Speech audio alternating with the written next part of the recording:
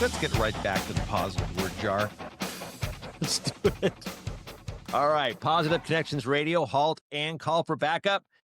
That was Jim McLintock right there ordering me to pull another word. Go for it, brother. I'm going to do it. I remember what we did on the very first show. Like you held the jar out for me and I reached in and grabbed one and I handed it back to you. You want to do that? See if I'd love to do that. Yeah, let me pick one.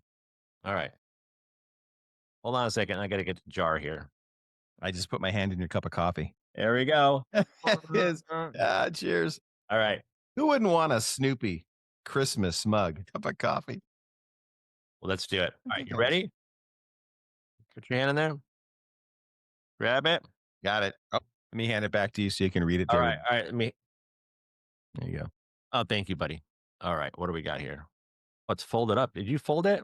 I was nervous. It went through a lot going coast to coast. Wow. It says Jim McLintock. No. It does?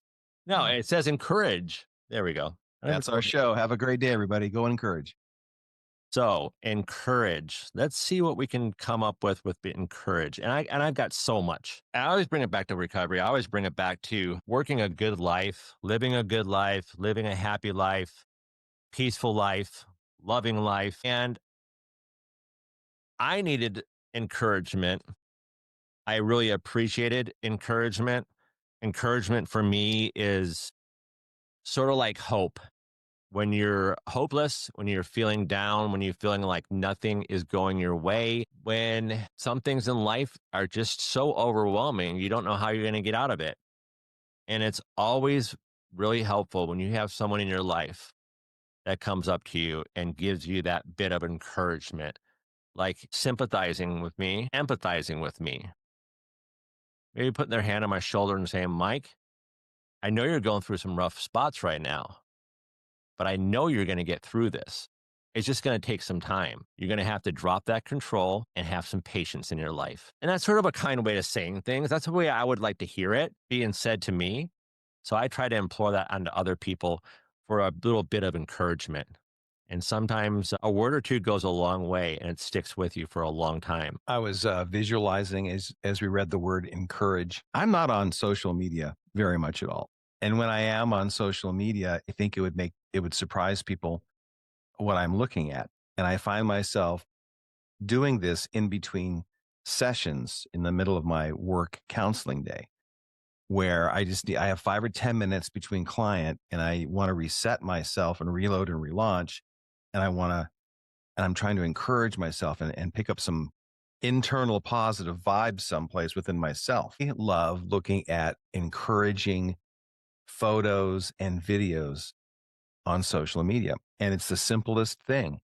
I'm such a big fan of horses and dogs, always have been, raised that way, raised on horses and dogs. And I find some of the most positive, encouraging photos and videos that are connected to animals. And in my life, horses and dogs. And I think about the dogs I've had in my life, always, kind of a mix of cattle dog and border collie kind of a thing. And how their unconditional love is all I need in life. Just to look over at them and seeing them looking at me, or they're laying next to me or sitting next to me, or they come up when I'm having a rough moment and my dog will just push his head into my leg and can feel the vibe that I'm going through. That kind of encouragement is just glorious to me. And I love it when we experience that kind of encouragement with their human counterparts. I gravitate toward people who have a positive take on life. I dodge people who are going around like Eeyore all the time. I will stand next to Tigger all day long. But you get an Eeyore in my life, anybody that knows Winnie the Pooh, you know what I'm talking about. If you don't, look it up. Not a fan. And I will dismiss myself and go find somebody who's got that Tigger-like energy. It's really important to find ways to encourage ourselves, whatever works for you, in healthy ways. And if I have those people around you that can, I had this really great football coach once, Mike. This is back when I was in high school. This is back when I could play it before, I realized I was never going to play football. I think I'll stick to surfing. Generally a lot easier. Well, it's not, I don't get as beat up, but the coach would come up to us and you know how the coaches are out there and they're like screaming and yelling and, they're just doing that thing, having these conniptions on the field. And you'll see it on social media too. and you'll see it in the parents doing it right in the stands as well. But I had this one coach that come to me and he would say this. I'll use me as an example. McLintock, yeah. Can you take a little positive criticism? Yes, coach. And he would just be in my face, be in my grill, but looking at me and saying, "This is what you did good on that play." Right? It was like that sandwich thing. This is what you did good on that play. This is where it went wrong. So I need you to study this play so that you can finish this play as well as you started it, kind of a thing. That was his mantra every single time. And I watched him go around to everybody, the quarterback, whatever, the defense, whatever. Mike, can you take a little criticism right now?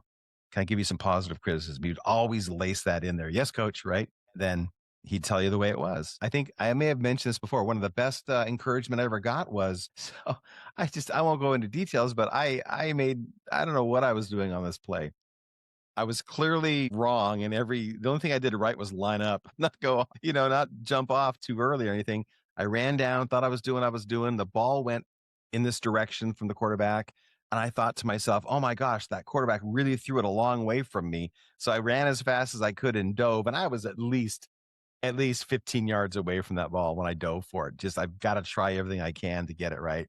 And so I came up and the coach is calling me over. And so they did the replacement stuff. And he's reaching into his pocket. He pulls out a $5 bill and he holds it in front of me and he goes, "That's for the most amazing effort I've ever seen.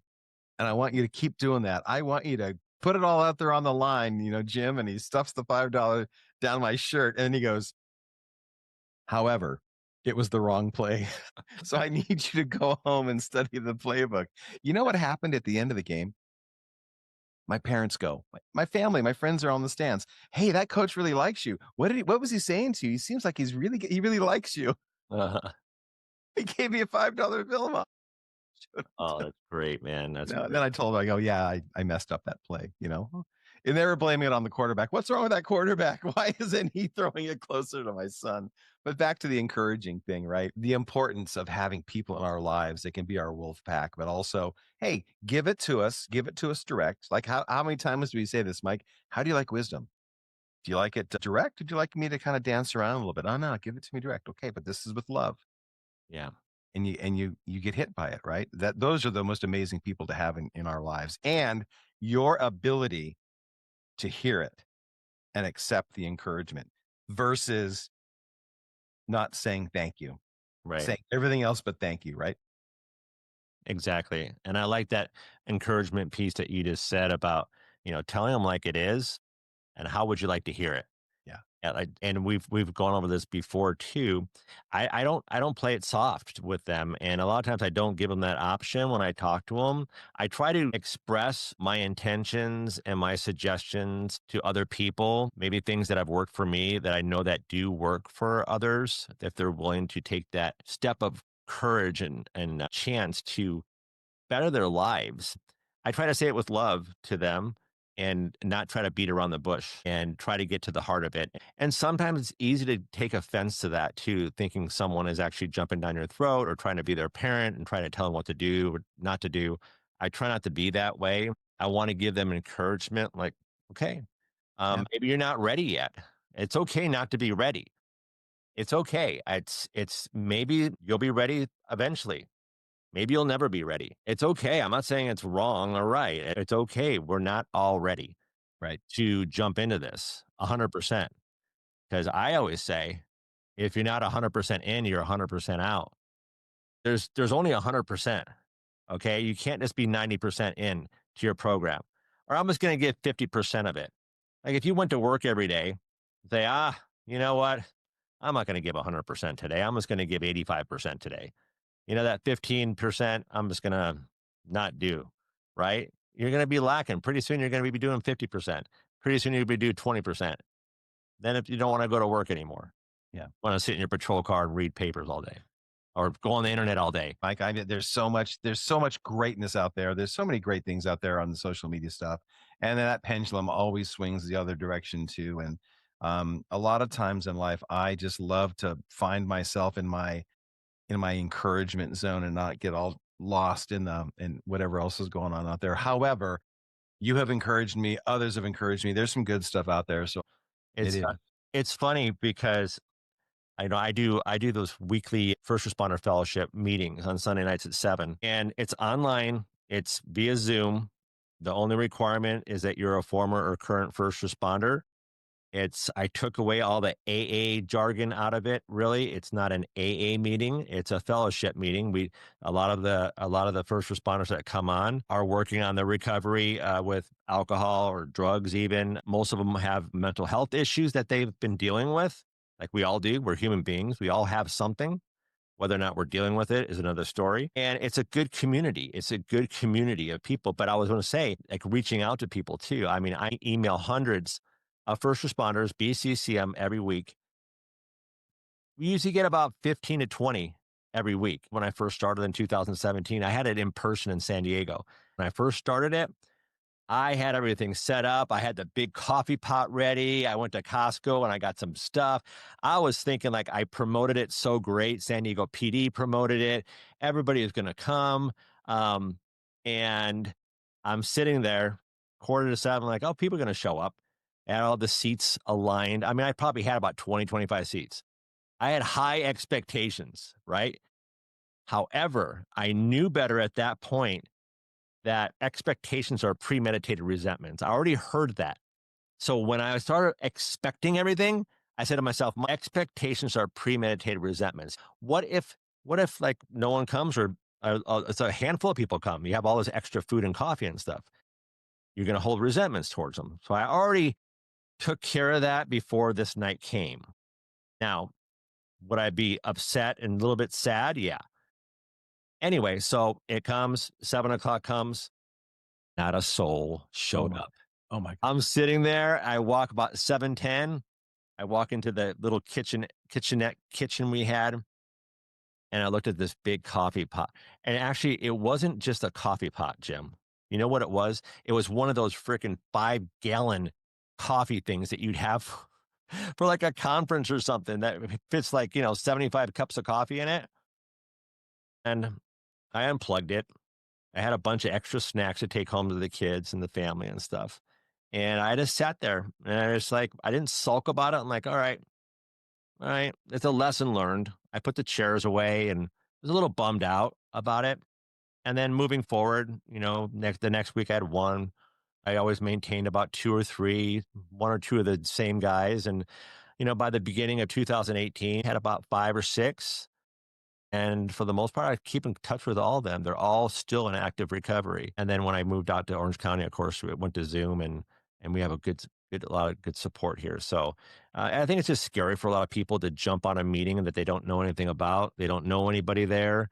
It's just odd. It's that fear. It's uncomfortable, and it's hard. Change is hard for people, right?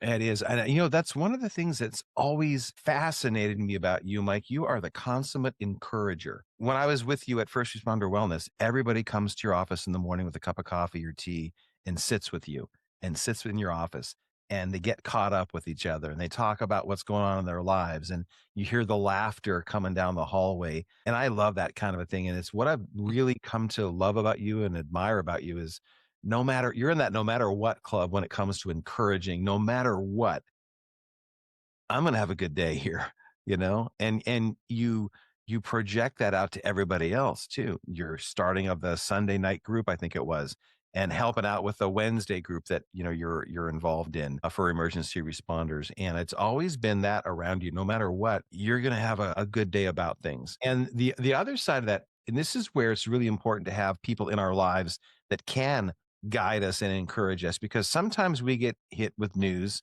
events in life that aren't very pleasing to us. It can be personal, it can be professional, and we're doing our best to check ourselves, right? Just don't what's that joke?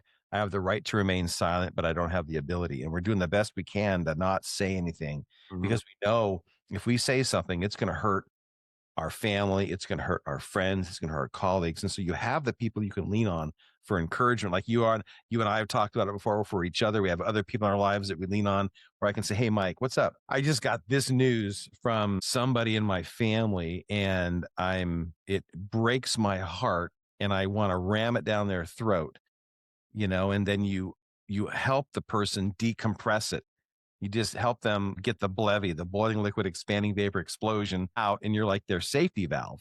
Just keep talking, Jim. What's going on? Well, this and this and this. What else? And this and this and this. And then you get around it to the other side. And then you have your people that encourage you say, well, Jim, I understand everything you're saying. I've been through that in my life too. How should we move forward from here? What do you want to do with all this? Mike, I just need to get it off my chest because I'm in danger of ruining a relationship here. If I start spitting this venom out of me at these people, I ain't going to be invited over for Christmas dinner, and it's going to be horrible. It's going to be horrible. And I now I have that self awareness. Remember back in the day, we would just cannon fire back. Remember that we talked about it: contempt of cop, contempt of paramedic, contempt of firefighter, contempt of dispatcher, contempt of supervisor. You know what? It's my way or the highway, pal. I'm telling you the way it's going to be because that's my job. I'm telling the way it is, and how we can get. There's times and places for that at work, and sometimes at home, but a lot of the times it's like, can we step back, reload, relaunch, and get some encouragement in our lives, and kind of proceed from there with a little more filter. And Yeah. it's easier when we get it out of our system with somebody else.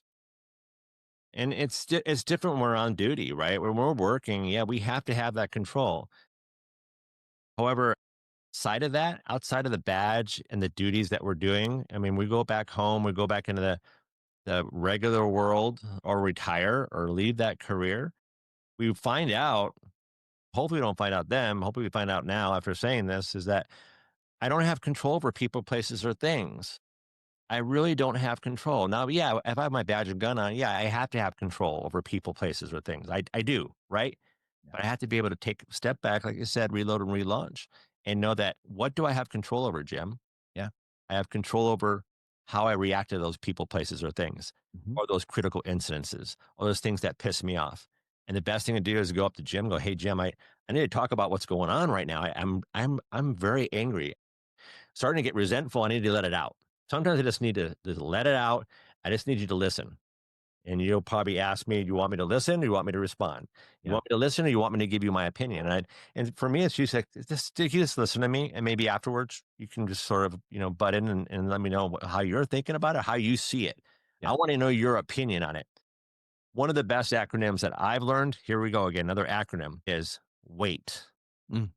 WAIT. WAIT stands for, why am I talking? Why am I talking? Why am I texting? That spells WAIT. And if I could remember that, wait. If you say it enough times, if you forget about it and you think, what was Mike talking about? Was it stop? Was it halt? Oh, wait.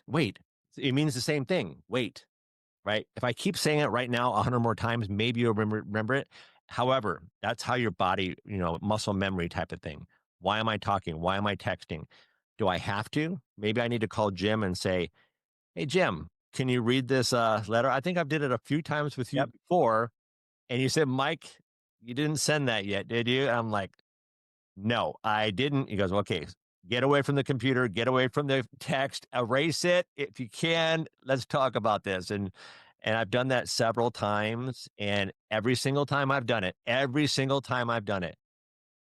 I've had some corrections to make, or I've had to delete the whole thing. Yep. And I chose not to talk about it to the other person. Just let it go, Yep. right? Why not let it go? Why do I have to have this ego and pride to show you that I'm right and you're wrong? Right.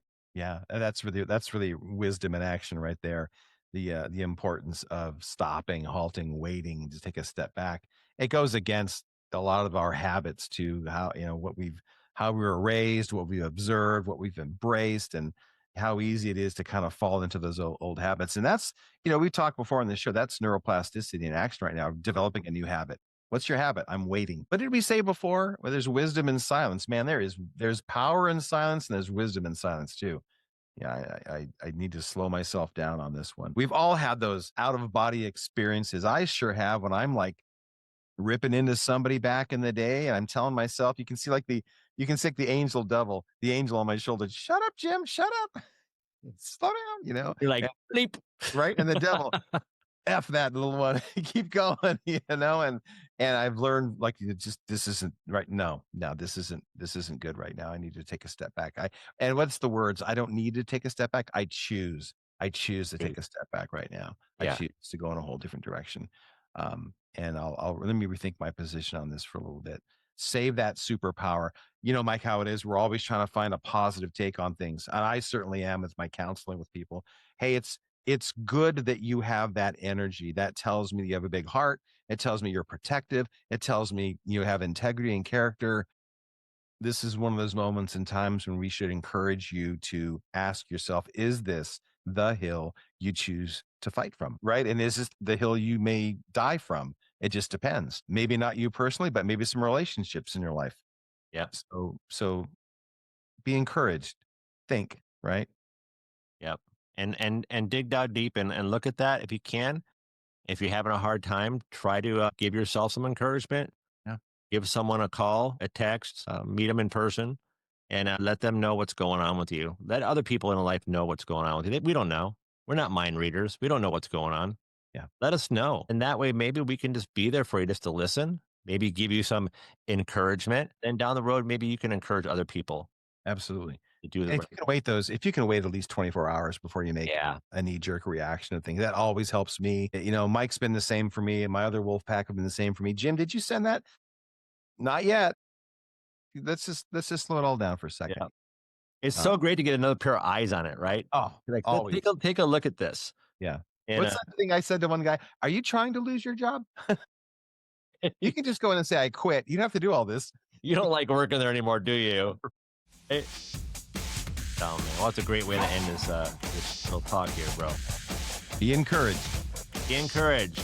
You're having a hard time, try to encourage someone else, encourage yourself.